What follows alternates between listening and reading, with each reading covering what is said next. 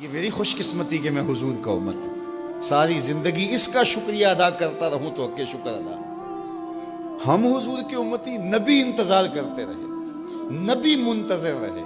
حضرت خلیل اللہ کی بارگاہ میں پکار رہے ہیں، ربنا وابعث فیہم رسولا، مالک رسول بھیج دے۔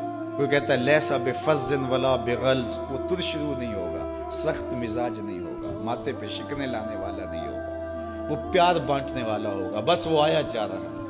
حضرت عیسیٰ نے تو نام بھی بتا دیا نا، مبشرم برسول یاتی من بعد اسمہ احمد، لوگوں میں جا رہا ہوں، چلو نام بھی بتا دیتا ہوں، میرے بعد جو آنے والا اس کا نام احمد ہوگا۔ نبی انتظار کرتے رہے، 12 نبیوں نے انتظار کیا حضور کی امت میں ہونے کے لیے، تمنا کی۔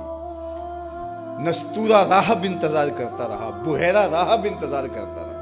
شب ہجر کی سختیاں کوئی اس سے جا کے پوچھے، تیری راہ تکتے تکتے جسے صبح ہو گئی۔ زندگیاں گزار دی انہوں نے، سلمان فارسی کی کہانی سن لو، مجوسی کے بیٹے تھے، حق کی طلب میں نکلے، باپ نے گھر سے نکال دیا، ایک پادری کے پاس جا کے رکے، زندگی بھر اس کی نوکری کی۔ جب اس کا آخری وقت آیا، اس نے کہا میری تدفین کے بعد غموریا چلے جانا، وہاں کا پادری خدا رسیدہ ہے، تجھے اس سے کچھ مل جائے گا۔ کہتے میں وہاں سے غموریا آ گیا، پھر اس پادری کی ساری زندگی خدمت کی۔ جب وہ مرنے لگا تو اس نے کہا کوئی ایسا شخص نہیں ہے جس کے پاس اب میں تجھے بھیجوں، لیکن نبی آخر الزمان کے ظہور کے لمحے آ گئے، تو یہاں سے یثرب چلا جا، وہ اس نبی کی ہجرت گاہ ہوگی، تیری زندگی سنور جائے گی، تو نے بڑی محنت کی ہے، بڑی نوکری کی ہے میری۔ کہتے میں نے اس کو کہا کہیں ایسا نہ ہو میں دھوکہ کھا جو مجھے کوئی نشانی بتا دے۔ اس نے کہا 3 نشانیاں، ایک صدقہ نہیں لے گا، دوسرا ہدیہ رد نہیں کرے گا، تیسرا 2 کندھوں کے درمیان مہر نبوت ہو۔ کہتے ہیں میں نے اس کی تدفین کی، یثرب کی جانب جاتے ہوئے ایک قافلے میں شامل ہو گیا، انہوں نے مجھے پکڑ کے اپنا غلام بنا لیا، لیکن میرے پہ مہربانی یہ کی کہ مجھے بیچا جا کے مدینے میں۔ ایک یہودی نے مجھے خرید لیا، میں اس کے باغ میں گوڈی کرتا تھا، کام کرتا تھا، کھجوریں توڑتا تھا، لیکن میں انتظار میں تھا کہ کبھی وہ نبی آخر الزمان آئے تو مجھے دید ہو، کبھی عرش پر، کبھی فرش پر، کبھی ان کے در، کبھی در بدر۔ غم عاشقی تیرا شکریہ، میں کہاں کہاں سے گزر گیا۔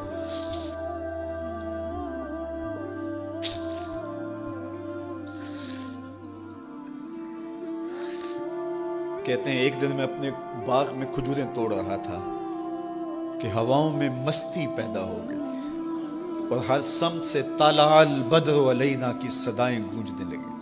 میں سمجھ گیا کہ وہ لمحے آ گئے، میں نے چھلانگ لگا دی اور دوڑ پڑا۔ میرے آقا نے سمجھا شاید غلام بھاگ گیا، اس نے دوڑ کے مجھے پکڑ لیا۔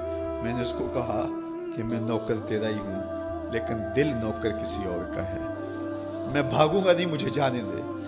میں کچھ کھجوریں لے گیا تھا صدقے کی نیت سے، جا کے حضور کو پیش کی۔ آقا کریم نے فرمایا ہم نبی صدقہ نہیں لیتے۔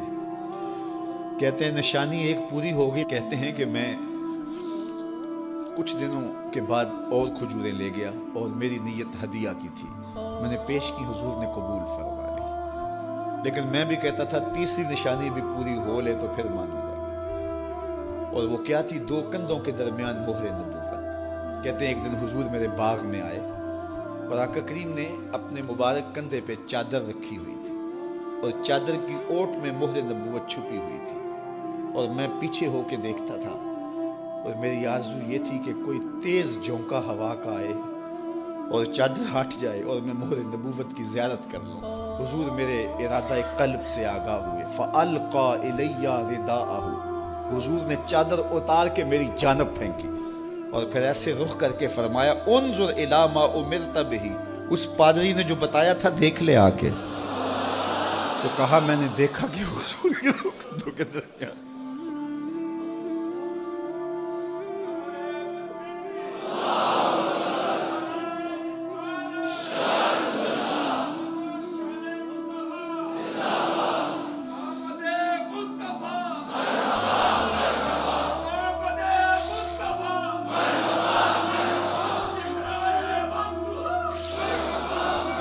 شب ہجر کی سختیاں کوئی اس سے جا کے پوچھے، تیری راہ تکتے تکتے جسے صبح ہو گئی۔ ہم نے تو کوئی انتظار نہیں کیا نا، ہم نے تو کوئی دکھ نہیں سہا، ہم سوئے تھے مقدر جاگ اٹھے. ہمارے والد مسجد سے مولوی صاحب کو بلا لائے. انہوں نے کان میں آ کے کہا مبارک ہو تو حضور کا نوکر بن کے آ رہا. میرے والد گرامی ایک شعر جھوم کے پڑھا کرتے تھے, محمد جانے جانا ہے پیغمبر ہو تو ایسا ہو, رسولوں کی بشارت سے مبشر ہو تو ایسا ہو, امر توقیر کا سب کو موکر ہو تو ایسا ہو, کیا ہم کو غلام ان کا مقدر ہو تو ایسا ہو. میں اپنے مقدر پہ قربان نہ جاؤں, آپ اپنے مقدر پہ نثار نہ جائیں. ہمیں وہ نبی ملا جو نبیوں کا نبی. بنو سعد کے مقدر بھی جاگ اٹھے. اللہ اکبر, کیا وہ خوش نصیب وادیاں تھیں, کیا وہ خوش بخت پہاڑ تھے بنو سعد کے, جہاں حضور نے زندگی کے ابتدائی سال گزارے. اللہ اکبر. حضرت حلیمہ سعدیہ کہتی ہیں جب میں حضور کو گھر لے گئی تو میرے گھر میں روشنیاں آ گئیں.